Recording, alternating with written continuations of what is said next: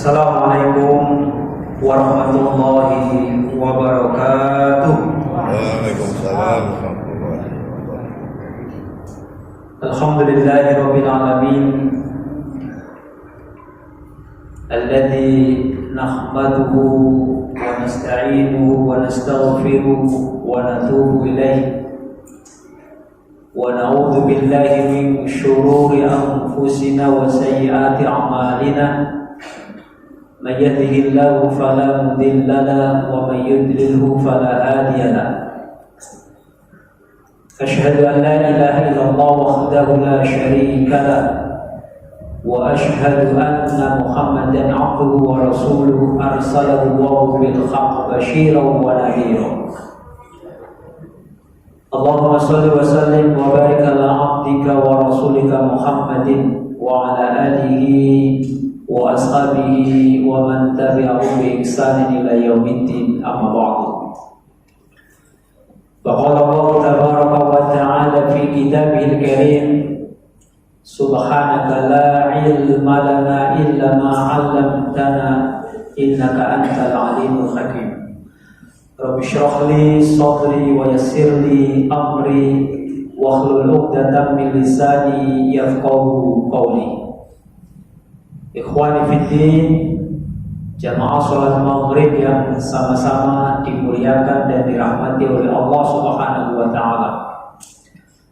Alhamdulillah, dengan mengucapkan alhamdulillahirabbil alamin, segala puji dan syukur hanya untuk Allah semata yang senantiasa melimpahkan nikmat, taufik dan hidayahnya, sehingga pada kesempatan yang penuh berkah ini kita masih memiliki kesempatan dan kesehatan untuk melaksanakan apa yang diperintahkan oleh Allah Subhanahu wa ta'ala dan juga apa yang diperintahkan oleh Rasulullah sallallahu alaihi wasallam. Jamaah sekalian yang dimuliakan Allah Subhanahu wa ta'ala, tentu bersyukur merupakan salah satu yang sangat urgent bagi kita, karena seseorang yang ingin hidupnya bahagia, maka dia harus bisa melazimkan di dalam dirinya akan 3 hal. Yang pertama yaitu bersyukur ketika diberikan nikmat. Yang kedua, bersabar ketika diberikan cobaan, musibah atau ujian. Dan yang ketiga, selalu beristighfar ketika melakukan kekhilafan atau dosa. Jadi seseorang atau kita sebagai manusia ketika bisa melazimkan 3 hal ini, bisa senantiasa kita lakukan dalam kehidupan kita sehari-hari, insya Allah atau bahkan dipastikan kita akan hidup bahagia. Dapat nikmat, syukur. Dapat cobaan, sabar. Melakukan kekhilafan, beristighfar. Jamaah sekalian yang dimuliakan Allah Subhanahu wa ta'ala, kita bersyukur setiap hari kita bisa beribadah, setiap hari kita bisa melakukan kebaikan, setiap hari kita bisa melakukan ketaatan kepada Allah, setiap hari kita bisa mengumpulkan pundi-pundi kebaikan, yang itu semuanya tidak lain dalam rangka kita menggapai surganya Allah Subhanahu wa ta'ala. Karena Allah Subhanahu wa ta'ala akan memberikan balasan yang itu merupakan janji Allah kepada siapa? Yaitu kepada orang yang beriman dan beramal soleh. Ya. Jadi kita tidak perlu takut dan ragu, kita bersedih, tidak. Ketika kita beriman dan beramal soleh, maka maka selayaknya lah kita harus menjadi orang yang optimis, bukan membanggakan diri, ya, bukan menjadi orang yang sombong dengan amal ibadah, tidak, tetapi kebaikan-kebaikan yang kita lakukan itu tetap harus kita syukuri, dan kita tetap senantiasa untuk berdoa dan berharap semoga kebaikan-kebaikan yang kita lakukan itu diterima oleh Allah Subhanahu wa Ta'ala, sehingga kelak kita berhak untuk mendapatkan nikmat yang tertinggi yang akan diberikan bagi orang-orang yang beriman, yaitu surga. Di dalam Quran surah Al-Bayyinah, di ayat terakhir Allah berfirman, innal ladzina amanu wa amilus solihati ulaika hum khairul bariyah jazaohum inda rabbihim jannatu adnin tajri min tahtihal anhar khalidina fiha abada radhiyallahu anhum wa radu an dzalika liman khasyiya rabbah. Kata Allah Subhanahu wa Ta'ala, sesungguhnya orang-orang yang beriman dan orang-orang yang beramal soleh, maka mereka itu adalah khairul bariyah, sebaik-baik makhluk. Ada yang berpendapat bahkan manusia ini kalau kita beriman dan beramal soleh, baiknya itu bisa melebihi baiknya malaikat. Ada yang berpendapat seperti itu. Karena manusia itu untuk menjadi orang baik itu sangat sulit. Karena di dalam diri manusia itu ada yang namanya nafsu. Sementara kita tahu bahwa inna nafsa la'ammaratun bisu. Nafsu itu selalu mendorong manusia untuk berbuat kejahatan, kemungkaran, kemaksiatan. Belum lagi nafsu manusia itu selalu diliputi dan disenangi untuk menyenangi apa yang menjadi perhiasan dunia. Sehingga kalau tidak selalu ingat akan Allah Subhanahu wa Ta'ala, maka manusia bisa tergelincir. Manusia bisa tertipu daya oleh perhiasan-perhiasan dunia itu. Senang terhadap perempuan, senang terhadap kendaraan, senang terhadap perhiasan, senang terhadap persawahan, binatang ternak, kendaraan dan lain sebagainya. Itulah yang disebut sebagai perhiasan dunia. Dan itu semuanya bisa menipu dan bisa menggelincirkan kita sebagai manusia.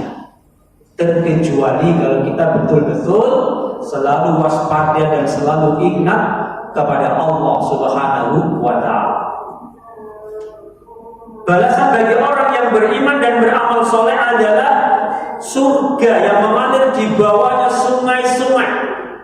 Dan orang yang beriman itu akan kekal tinggal di dalam surga itu selama-lamanya. Dan yang lebih menyenangkan adalah radhiyallahu anhum wa radu'an. Allah rela kita masuk surga ini, Allah senang, Allah ridho. Coba, apalagi kita radhiyallahu anhum wa radu'an. Kalau kita masuk surga dengan keridhoannya Allah, Allah senang kita masuk surga, apalagi kita. Karena itu memang tujuan tertinggi, tujuan ideal hidup kita adalah kita masuk ke dalam surganya Allah. Dan ketika itu kita dapatkan, tentu kita akan betul-betul rela, akan senang, akan ridho. Ya, Bapak Ibu sekalian yang dimuliakan Allah Subhanahu wa Ta'ala. Jadi itulah inti dari tujuan hidup kita. Cita-cita hidup kita tertinggi adalah bagaimana kita bisa memasuki surganya Allah Subhanahu wa Ta'ala. Bagaimana itu semua bisa kita peroleh? Ya tentu dengan keimanan dan beramal soleh. Ketika disebutkan amal soleh itu berarti amal yang berkualitas. Ketika disebutkan amal soleh, paling tidak amal itu harus memenuhi dua unsur. Yang pertama adalah niat ikhlas lillahi ta'ala. Yang kedua, kalau memang itu yang berkaitan dengan ibadah, tentu harus menteladani dan mencontoh apa yang diperintah, apa yang telah dicontohkan oleh baginda Rasulullah Shallallahu Alaihi Wasallam. Apabila memenuhi dua unsur ini, maka amal kita menjadi amal soleh. Amal soleh adalah amal yang akan mendapatkan balasan dari Allah Subhanahu wa Ta'ala. Di dalam ayat yang lain Allah juga berfirman, kalau tidak salah Quran surah Al-Zukhruf ayat 72, wa tilkal jannatul lati uristumuha bima kuntum ta'malun. Kata Allah Subhanahu wa Ta'ala, dan itulah surga yang diwariskan kepadaku, yang diberikan kepada kamu bima kuntum ta'malun, yang disebabkan amal-amal ibadah yang telah kita lakukan. Di dalam ayat di dalam Quran surah Al-Kahfi yang sudah belum baca tadi, innal ladzina amanu wa amilus solihati kanat lahum jannatul firdausi nuzula. Sesungguhnya bagi orang-orang yang beriman dan beramal soleh, maka bagi mereka adalah surga Firdaus nuzula, sebagai tempat tinggalnya. La yabghuna khalidina fiha la yabghuna anha khiwa. Dan mereka kekal, dan mereka tidak mau pindah dari tempat tinggalnya, yaitu surga. Tentu ya, kalau memang sudah kita hidup di surga, kita kekal di dalamnya dengan penuh kenikmatan yang luar biasa, yang sampai saat ini tidak pernah dilihat oleh mata kita, tidak pernah didengar oleh telinga kita, belum bisa dirasakan dengan bagaimana hati kita merasakan kenikmatan surga itu. Mana mungkin kita akan mau pindah ya, kalau kita sudah dalam posisi zona nyaman ya, di dalam dunia ini saja kita akan sangat sulit, bahkan tidak mau untuk dipindahkan ke tempat lain, apalagi ketika kita sudah memasuki surganya Allah Subhanahu wa Ta'ala, tentu kita juga tidak akan mau pindah. Jamaah sekalian yang dimuliakan Allah Subhanahu wa Ta'ala, jadi poin yang kita sampaikan di sini adalah bahwa manusia akan bisa mendapatkan dan meraih tujuan idealnya, dan itu merupakan cita-cita tertinggi dari setiap seorang muslim, yaitu masuk surganya Allah Subhanahu wa Ta'ala, yaitu dengan iman dan beramal saleh. Kemudian yang selanjutnya, hal penting yang harus kita perhatikan juga adalah bahwa supaya kita bisa mendapatkan kebahagiaan, khususnya kebahagiaan di alam akhirat tadi, yaitu hendaklah kita selalu beristighfar ketika kita merasa dengan penuh kesadaran telah berbuat salah dan khilaf. Ini juga penting. Jadi dari dua sisi kita jalan. Sisi yang pertama, kita kumpulkan amal kebaikan. Sisi yang kedua, kita sebagai manusia. Manusia ini tempatnya alpa, tempatnya lupa, tempatnya khilaf. Dan ini merupakan keyakinan kita bahwa manusia tidak bisa terlepas dari dosa. Mungkin setiap hari dosa kita selalu bertambah disebabkan karena pandangan mata kita. Mungkin dosa kita setiap hari bertambah disebabkan karena pendengaran telinga kita. Pundi-pundi dosa kita selalu bertambah disebabkan karena mulut kita, karena lisan kita, karena mungkin hati kita, penyakit-penyakit hati kita. Jadi It is impossible. Nobody perfect. Tidak mungkin, tidak. Manusia tidak punya dosa. Tidak ada manusia itu yang sempurna. Disitulah Allah memberikan kesempatan, Allah memberikan peluang, Allah memberikan cara agar manusia bisa membersihkan dirinya dari dosa-dosa yang mungkin pernah ia perbuat. Salah satunya dengan apa? Ini yang akan kita sampaikan. Salah satunya yaitu dengan selalu melazimkan berdoa kepada Allah Subhanahu wa Ta'ala.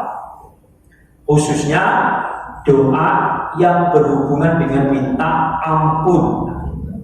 Karena ada orang yang, mohon maaf, mungkin merasa sombongnya, egonya tinggi di hadapan Allah, merasa kebaikannya sudah banyak, merasa dirinya bersih, lalu dia tidak pernah mau berdoa kepada Allah. Nah, ini tentu sesuatu yang salah. Allah memerintahkan kepada kita supaya kita ini melazimkan untuk selalu berdoa kepada Allah Subhanahu wa Ta'ala. Dan doa merupakan salah satu sebab kita mendapatkan ampunan dari Allah Subhanahu wa Ta'ala. Di dalam sebuah hadis dari Anas bin Malik radhiyallahu anhu, ia berkata, ini hadis qudsi, aku mendengarkan Rasulullah sallallahu alaihi wasallam bersabda, qala Rabbu azza wa jalla, Allah azza wa jalla berfirman. Apa yang disampaikan oleh Allah? Ya bani Adam, wahai anak Adam. Ini panggilan yang begitu lembutnya, panggilan yang penuh kecintaan, panggilan yang penuh kesayangan. Kita semua dipanggil oleh Allah dengan sebutan wahai anak keturunan Adam, karena kita semua ini keturunan Nabi Adam. Ya bani Adam, wahai anak Adam,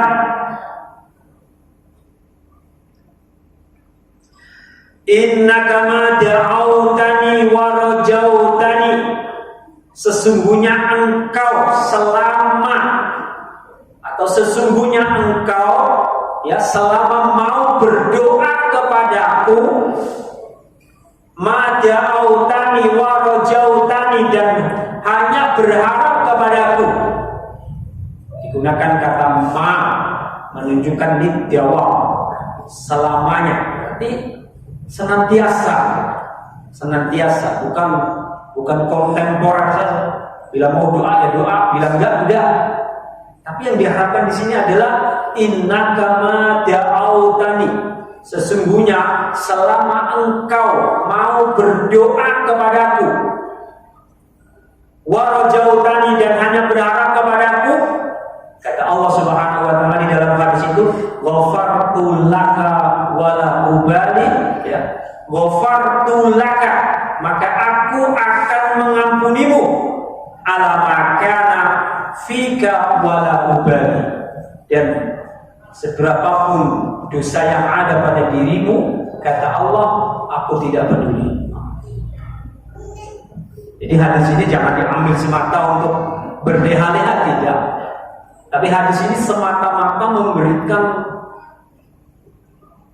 obat bagi orang yang mungkin kebetulan pernah terjatuh di dalam kemaksiatan, di dalam dosa, bahwa rahmat Allah itu maha luas, sehingga tidak benar dan tidak dibolehkan seorang yang beriman itu lalu dia putus asa. Tidak boleh. Putus asanya itu biasanya dalam hal apa? Mungkin putus asanya itu lalu sampai bunuh diri. Nah, itu malah menambah diri, malah menambah dosa, gitu ya. Seperti orang Jepang, mereka bukan orang yang beriman. Orang Jepang itu kalau sudah melakukan sesuatu yang dianggap mempermalukan diri, katakanlah mungkin korupsi, atau mungkin dosa apa dan sebagainya, Biasanya mereka udah jalan pintasnya adalah mereka bunuh diri. Mereka berpikir dengan bunuh diri selesai. Ya selesai dalam urusan duniawinya. Tapi di dalam urusan akhiratnya itu bisa lebih parah. Tapi ajaran Islam tidak menyuruh kita seperti itu. Allah memandang, Allah mempermalukan seseorang yang kebetulan pernah terjatuh di dalam dosa, katakanlah seperti itu. Allah masih kasih kesempatan, Allah masih berikan ampunan. Dalam tanda kutip, tentu bagi orang yang mau minta ampun. Kalau orangnya yang memang tidak mau ampun, malah dengan kesombongannya dan lain sebagainya, ya terserah mereka. Tapi kita tetap harus berusaha bagaimana membersihkan diri kita, khususnya dari dosa yang mungkin saja pernah kita perbuat dan kita lakukan. Maka salah satunya adalah dengan kita berdoa kepada Allah Subhanahu wa Ta'ala. Tentu doanya harus kepada Allah, bukan kepada yang lain. Berharapnya juga kepada Allah, bukan kepada yang lain. Karena Allah lah zat yang Ghaffar, yang maha pengampun.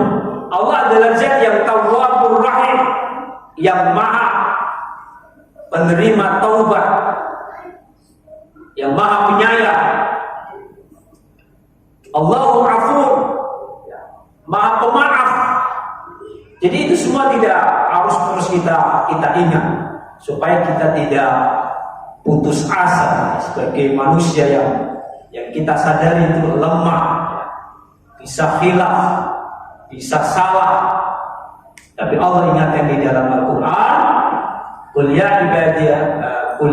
ibadiyalladzina asrafu ala anfusihim la taqnatu min rahmatillah innallaha yaghfirud dzunuba jami'a. Wahai hambaku, ya, apabila engkau bertindak melampaui batas.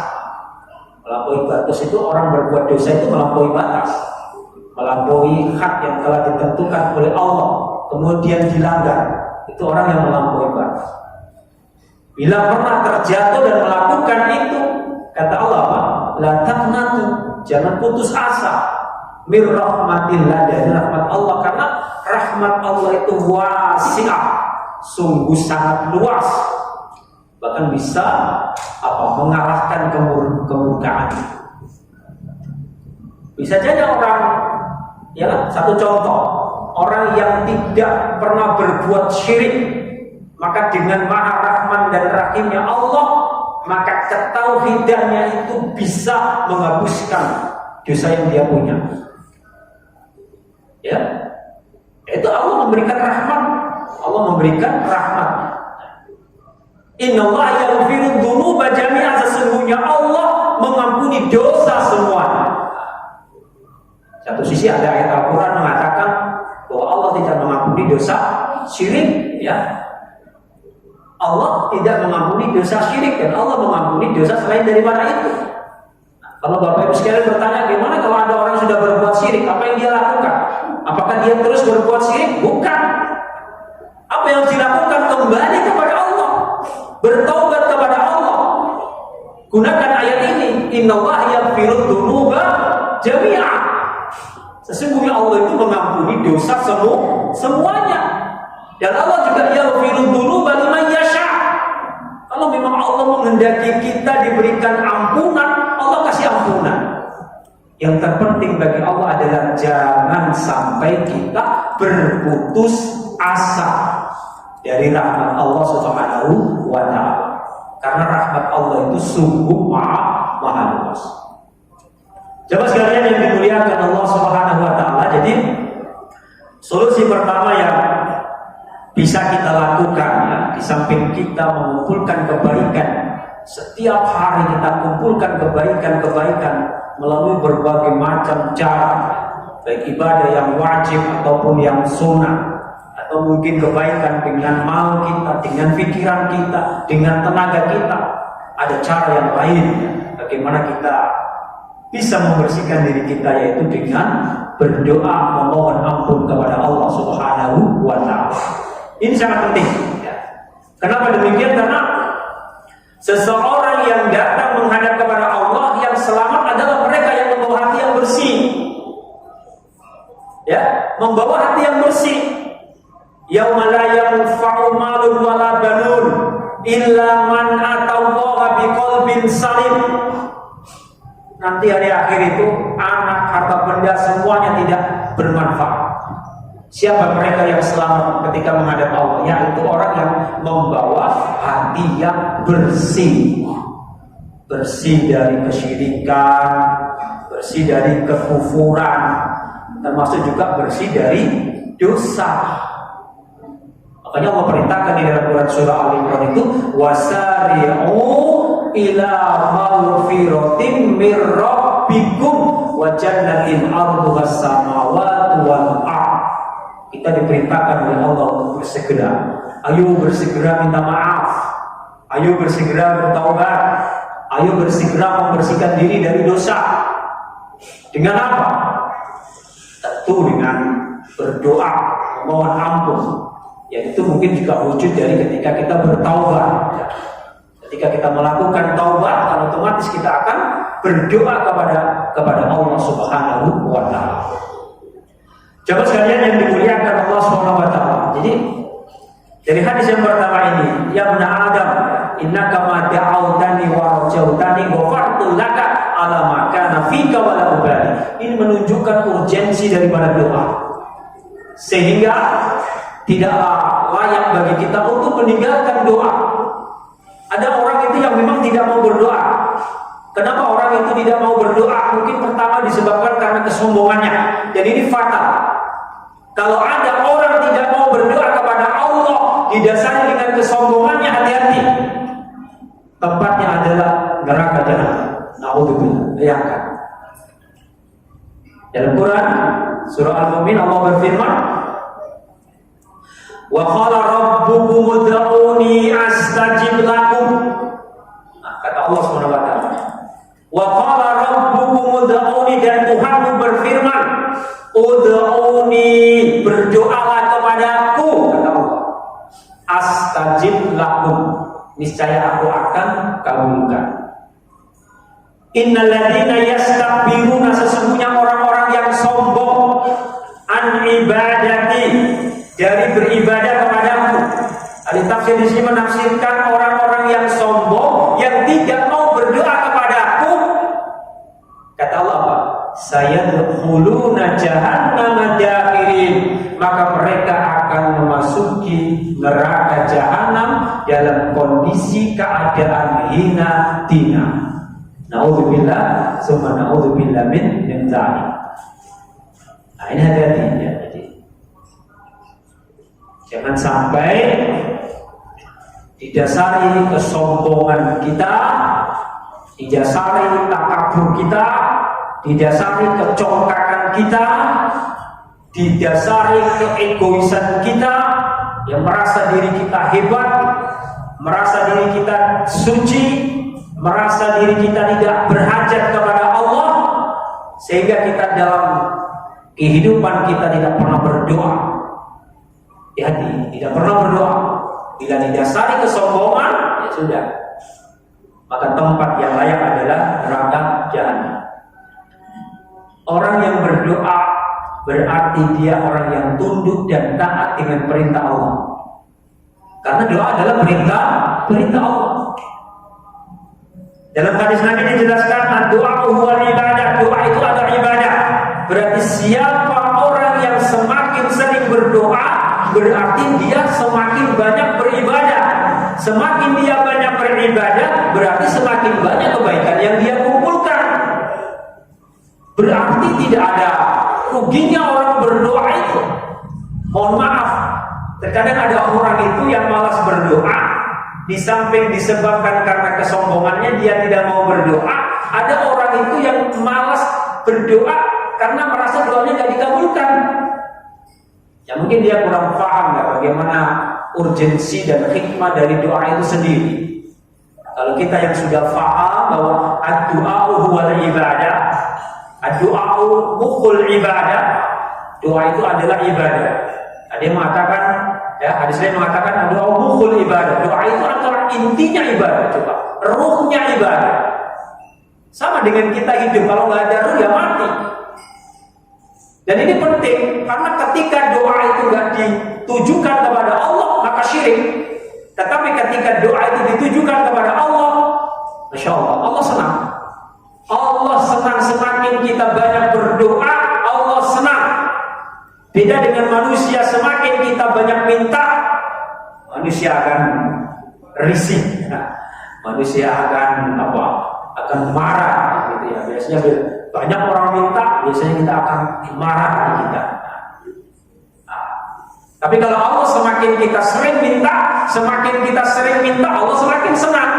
Makanya Allah itu senang kalau kita itu minta langsung, nggak usah pakai perantara. Ya ini salahnya kita tuh di situ, Pak. Mohon maaf. Kadang ada orang itu ya menganggap dirinya itu loh nggak bersih, lalu nggak mungkin doa kita nggak dikabulkan. Ya sudah, doa itu kalau mau dikabulkan kuncinya juga harus yakin. Ini belum berdoa sudah nggak yakin, merasa diri belum bersih, merasa diri belum suci, merasa diri belum banyak kebaikan, merasa diri masih banyak dosa. Akhirnya apa? Doa itu minta orang terus. Akhirnya doanya bertawasul, tawasulnya luput pula. Justru malah jatuh di dalam kesyirikan Allah. Padahal Allah itu sangat senang ketika hambanya itu langsung mau bermunajat kepada Allah. Sama orang itu meruqyah. Ruqyah itu kan hampir sama juga dengan doa. Senangnya minta diruqyah orang saja, tapi nggak mau meruqyah diri sendiri. Kenapa? Nggak yakin gitu. Nah, kalau sudah nggak yakin ya gimana? Karena di dalam hadis Nabi itu dijelaskan, "Ud'ullaha wa antum muqinuna bil ijabah." Berdoalah kamu kepada Allah dan engkau yakin akan diijabahi. Wa'lamu annallaha la yastajibu du'a min qalbin ghafilin lahin.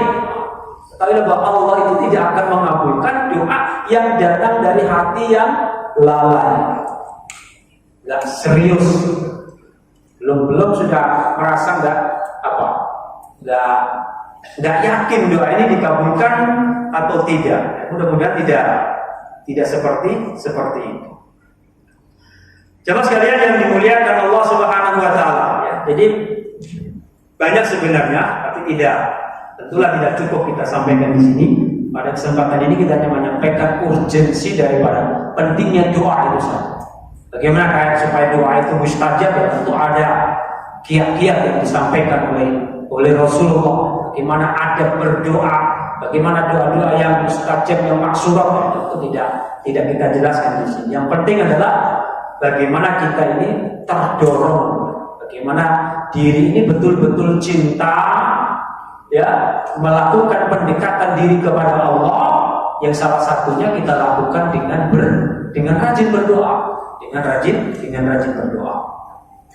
Jemaah sekalian yang dimuliakan Allah Subhanahu wa taala, ada di dalam sebuah hadis yang mudah-mudahan ini bisa menjadikan diri kita ini terdorong untuk semangat berdoa dan tidak ada pikiran bahwa doa kita itu sia-sia, bahwa doa kita itu tidak bermanfaat, itu tidak ada.